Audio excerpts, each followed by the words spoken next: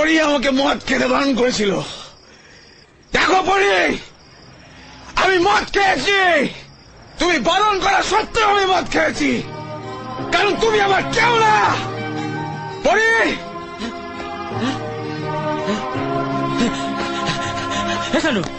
হচ্ছে নাকি অসভ্যতা। আমি অসভ্য, তাই অসভ্যতা আমি করছি। ভদ্রলোক তো ওরা যারা ভালোবেসে কেউ কাউকে কিছু দিলে ফেরত নিয়ে চলে যায়।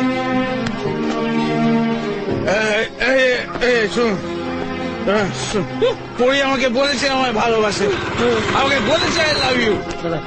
ওরা চাইলে ওদের মেয়েকে ফেরত নিয়ে যেতে পারে। কি সব উল্টো পাল্টা কথা বলছিস? হ্যাঁ, আমার মেয়ের নামে আর একটা কথা বললে আমি তোকে পুলিশের হাতে দিয়ে দেবো। কে কাকে ভালোবাসে? মিত্তির বাবু, পুলিশদের ভয় কাকে দেখাচ্ছেন? ওকে কি দেখাচ্ছেন? আমাকে দেখান।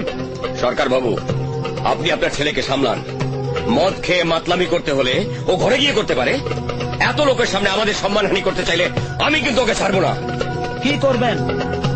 পুলিশে দেবেন নাকি গুন্ডা দিয়ে মার খাওয়াবেন? তা পুলিশ গুন্ডা সব কি আপনারই কেনা নাকি? আমার কোনো চেনা টেনা নাই। মিস্টার সরকার, আপনার ছেলে মদ খেয়ে মাতলামি করছে, আর আপনি ওর হয়ে ওকালতি করছেন। মদ খেয়েছে?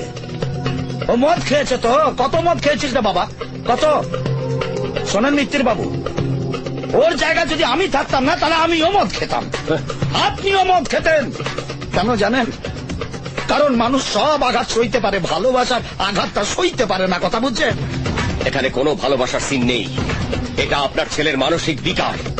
আমার মেয়ের জীবন ও অতিষ্ঠ করে তুলেছে। তাই যদি হবে, তাহলে আপনি আপনার স্ত্রীকে পাঠিয়ে ছবিটা ফেরত নিয়ে গেলেন কেন? আপনার মেয়ে যদি আমার ছেলেকে ভালো নাই বাসে, তাহলে ওই ছবিটা উপহার দিয়েছিল কেন?